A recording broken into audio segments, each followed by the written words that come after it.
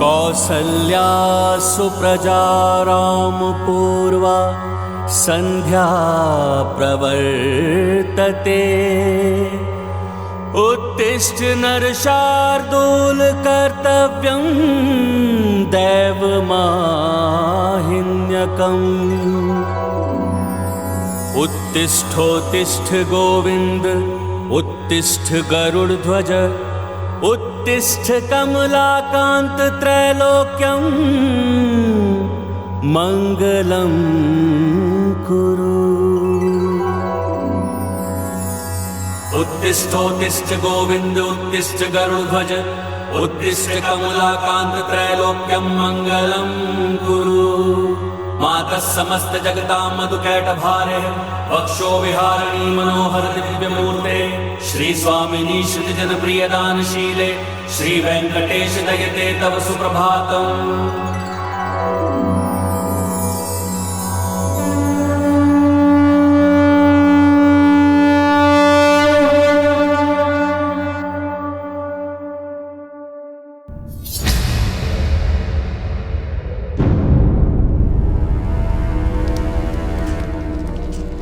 शक्तिशाली महाचतुर गुप्तचर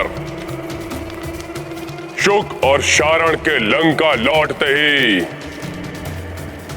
हमें उस नर और वानर की सैन्य शक्ति, उनकी स्थिति और उनकी रणनीति के बारे में सब कुछ ज्ञात हो जाएगा। प्रिय भ्राता लंकेश, इन नरवानरों के लिए चिंता करना आप जैसे महाबली राक्षस सम्राट को शोभा नहीं देता। वो वनवासी उस वानर के कांधे पर चढ़कर यहाँ तक पहुंचे, उससे पहले आप जाकर उस स्त्री को यहाँ ले आइए। काका महापार्षव, यदि वो पहुंच भी गया तो इस बार मेरे हाथों ना तो वो नर बचेगा और ना ही वो वानर। उन दोनों की मृत्यु के पश्चात वो स्त्री स्वयं ही पिताश्री को अपना लेगी। वाह मेघनाथ, बड़ी ही उत्तम मर्यादा निभा रहे हो पिता और पुत्र के मध्य। पिता बाप के रथ पर अरुण है और पुत्र उसका सारथी बनने को तत्पर है। काका श्री,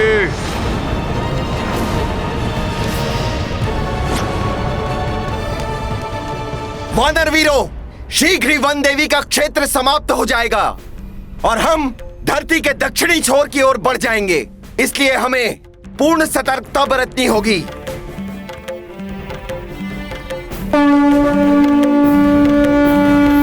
इन वानरों का भेद लेने के लिए हमारे पास एक ही उपाय है, वानर वेश धारण करके इन्हीं में मिल जाए।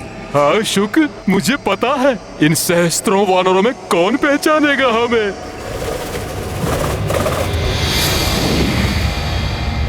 अरे शुक, तुम तो कदाचित वानर लग रहे हो।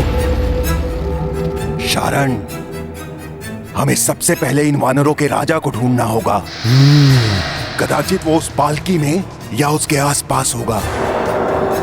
चलो वहां चलते हैं। हाँ, चलो। ऊंचे स्वर, घूरते नेत्र, अपने काकाश्री को भयभीत कर रहे हो। शक्ति प्राप्त होते ही मर्यादा और विनम्रता भूल गए। किंतु ये मत भूलो पुत्र मेघनाथ, अविनम्रित व्यवहार ही पतन के द्वार खोलता है। विनम्रता ही सदैव अविनम्रता पर विजय प्राप्त करती। बस काकाश्री, कभी तो अपनों के पक्ष में बोल लिया कीजिए। अपनों के लिए ही सोचता हूं, इसलिए बार बार नकार देने के बाद भी यहां चला आता हूं समझाने। भ्राताश्री, क्या आपको ज्ञात नहीं कि उस वानर ने क्या चेतावनी दी थी? सब मारे जाएंगे, सभी औरतें विधवा हो जाएंगी, सभी बच्चे अनाथ हो जाएंगे। रोक लो इस महाविनाश को, अन्यथा तुम्हारे प्राण तो जाएंगे ही, तुम्हारे साथ तुम्हारे सभी योद्धाओं का भी अंत होगा। उनकी पत्नियां विधवा और बच्चे अनाथ हो जाएंगे रावण। मेघनाथ, काका विभीषण स्वयं तो भयभीत हैं ही और हमें भी भयभीत करना चाहते हैं। क्यों काका श्री? हाँ भ्राता निकुंभ, कदाचित काका श्री को यह ज्ञात नहीं कि हम गीदड़ों की भांति कायर हृदय नहीं, उस वानर की घुड़की से भयभीत नहीं हुए। हम सिंह हृदय हैं, क्योंकि जब हम दहाड़ते हैं तो बड़े बड़े वीर कांप उठते हैं। भ्राता लंकेश, सत्य तो दर्पण की भांति स्पष्ट है। वो वानर इतना कुछ करके चला गया, फिर भी हम उसका कुछ नहीं कर पाए। मेरे समझाने को ये लोग मेरी दुर्बलता समझ रहे हैं। दुर्बलता नहीं विभीषण, मुझे तो प्रतीत हो रहा है कि तुम उस नर और वानर से मिले हुए हो।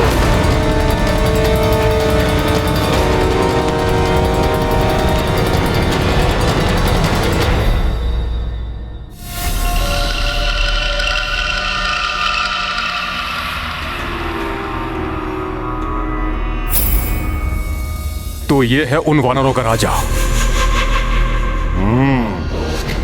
उचित अवसर देखकर हम इसे सम्मोहित कर लेंगे। फिर ये वही करेगा जो हम चाहेंगे। ए रुको!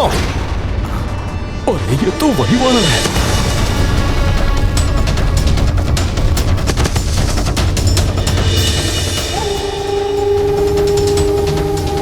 ये कहां से आ गया? ना जाने क्या करेगा ये हमारे साथ। तुम लोग पालकी को पीछे से नहीं, आगे से उठाओगे।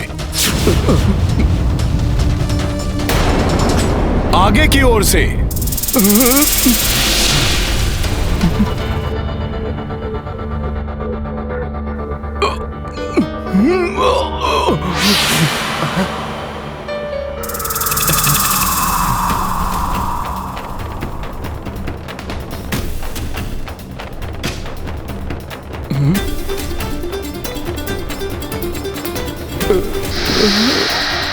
वानर वीरों, आगे बढ़ो।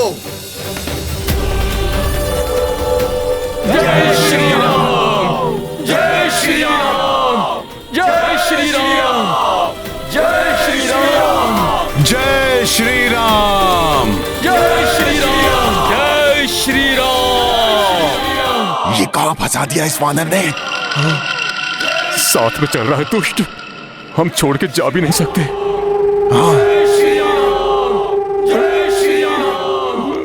भ्राता लंकेश और लंका की भलाई मेरी दुर्बलता और विद्रोह नहीं। मैं आप लोगों से विनती करता हूं, अभी भी सचेत जाइए और रोक लीजिए उस महाविनाश को। हो गया, हो गया, हो गया। या कुछ और शेष रह गया है अपने उस नर और वानर के पक्ष में बोलने के लिए? ये क्या कह रहे हैं भ्राता लंकेश? भरी सभा में मेरे कनिष्ठ, मुझसे छोटे मेरा अपमान कर रहे हैं। उन्हें ना रोककर आप मुझे लज्जित कर रहे हैं। मैं तो पल पल आप सबको काल से बचाने का प्रयत्न कर रहा हूं। स्वयं को बचाने का सामर्थ्य नहीं और आए हो मुझे बचाने? What?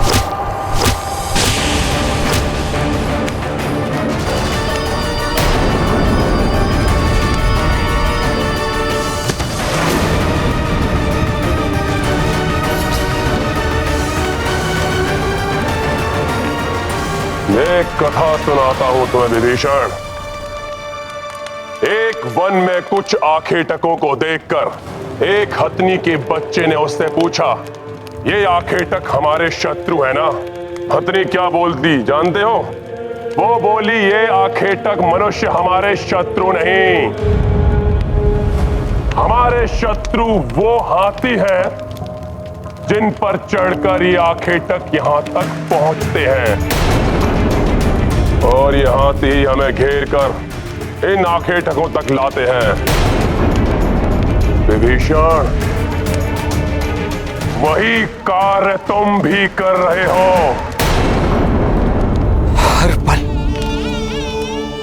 हर पल अपमान, बस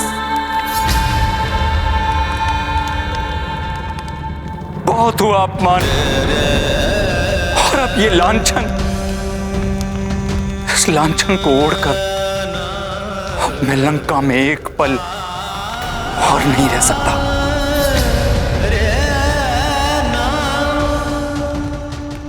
हम भी आपके साथ हैं विभीषण जी। आज्ञा भ्राता लंकेश। और आशा करता हूं जिस प्रकार आपने माता को नहीं रोका था, मुझे भी रोकने का प्रयत्न नहीं करेंगे। अहंकार और वासना ने आपको पाप के अंधकार में ढकेल दिया, इसलिए सत्य का प्रकाश आपको नहीं दिखाई दे रहा। आपको अपने शुभचिंतक भी अपने शत्रु प्रतीत हो रहे। प्रार्थना करता हूं ईश्वर से कि आपको सद्बुद्धि दे। प्रणाम।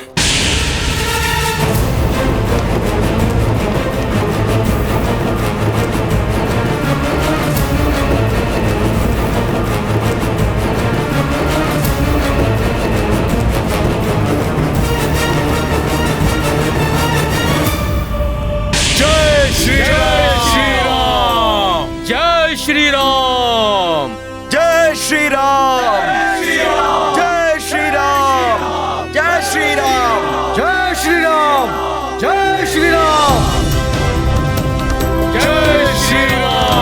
जय श्री राम, जय श्री राम, जय श्री राम।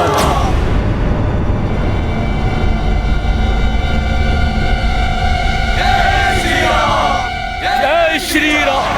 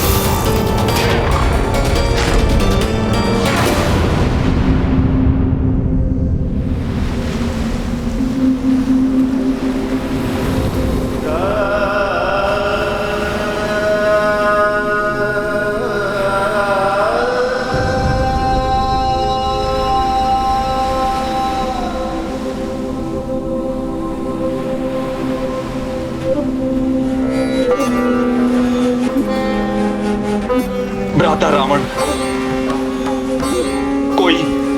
कोई विकल्प नहीं छोड़ा आपने।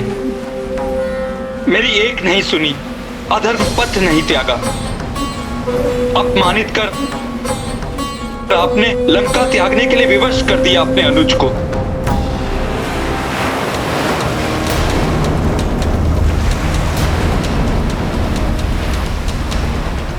दक्षिणी तट तो हम पहुंच गए, परंतु ये विशाल सागर तो बहुत बड़ी बाधा है।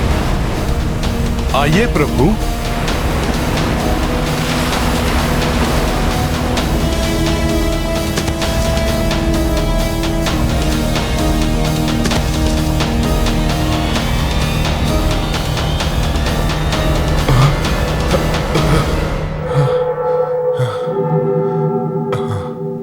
इस दुष्ट वानर ने ऐसा रथ खिंचवाया कि हमारी बाहुएं टूट गई।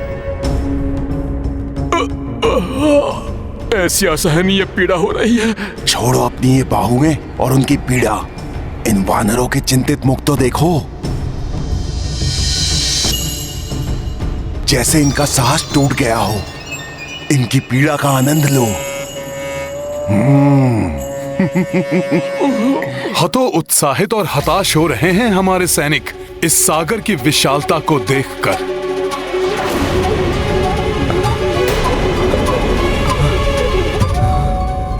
इस सागर से भयभीत होकर मैं वानर सैनिकों को लौटने नहीं दूंगा। शूरवीर वानर योद्धाओं, मेरे मित्रों, यही वो समुद्र है जिसे पार कर हमें प्रभु श्री राम को उनकी भार्या से मिलवाने लंका जाना है।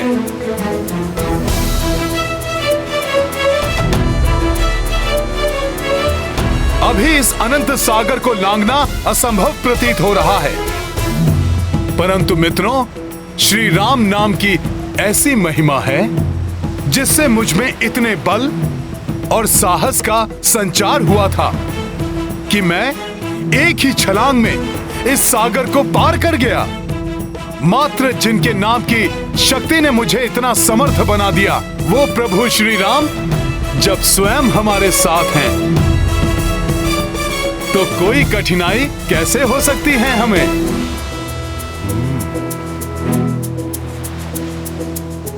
प्रभु कृपा से इस समस्या का समाधान अवश्य प्राप्त होगा हमें। मैं उचित कह रहा हूं ना वानर वीरों? हनुमान का कथन सुनकर तो वानर सैनिकों में अवश्य ही विश्वास जागृत होगा।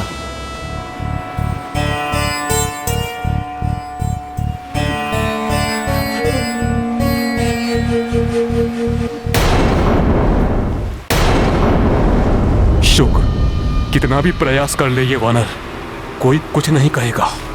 इन वानरों का हृदय परिवर्तन असंभव है।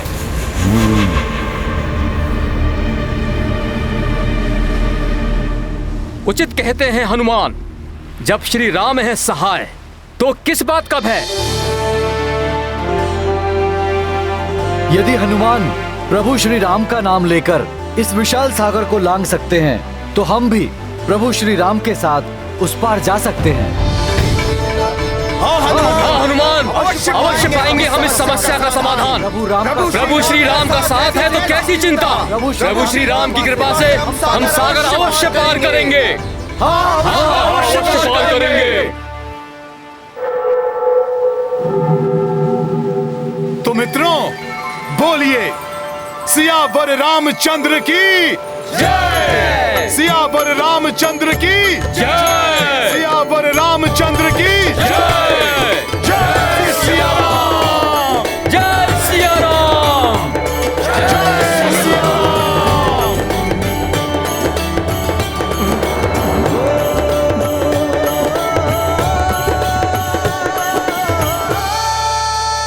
उपाय तो हमें अवश्य मिलेगा प्रभु। मेरा सुझाव है, हमारी सेना के सभी सेना प्रमुख मिलकर एक मंथन बैठक करें और इस सागर रूपी बाधा को पार करने का सर्वोत्तम उपाय ढूंढ लें। अवश्य जामन जी।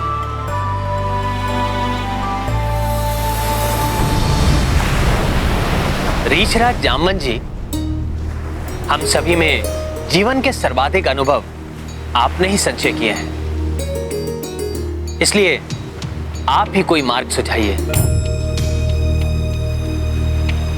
इस अनंत सागर रूपी को कैसे पार करें हम।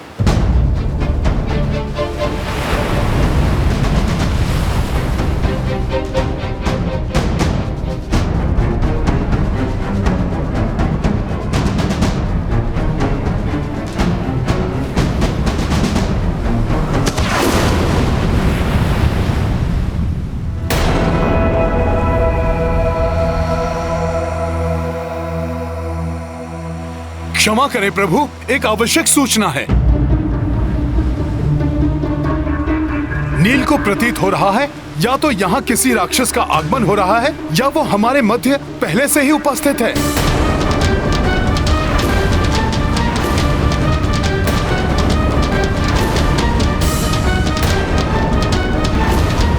नील का आभास कभी असत्य नहीं होता। हमारे मध्य राक्षस, वो भी यहाँ पर। तब तो मुझे नील की सेना की सहायता के लिए उनके समीप पहुंचना चाहिए। उचित है, आप शीघ्र ही सेनापति नील के पास पहुंचिए। जी प्रभु। मित्र नील और उनकी सेना सागर तट के अंतिम छोर पर है अंगद।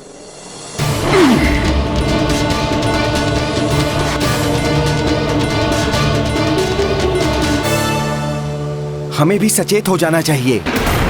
यदि हमारे मध्य में कोई राक्षस है तो हमें उसका वध करने के लिए तैयार रहना चाहिए।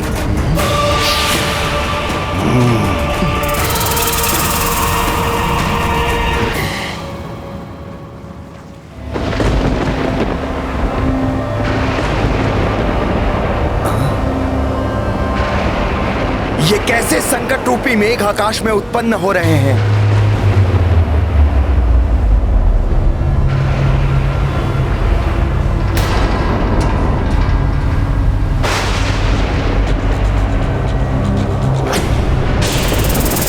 सावधान, मेघ नहीं, राक्षसी आकृतियां हैं ये।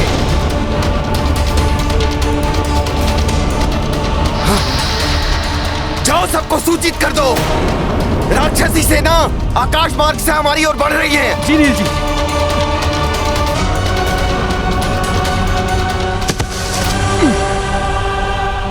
युवराज अंगद, वो देखिए वहां।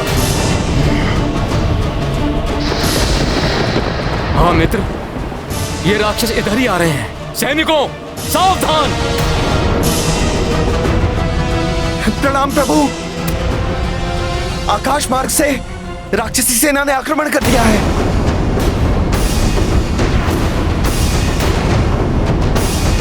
राक्षसी सेना आकाश मार्ग से?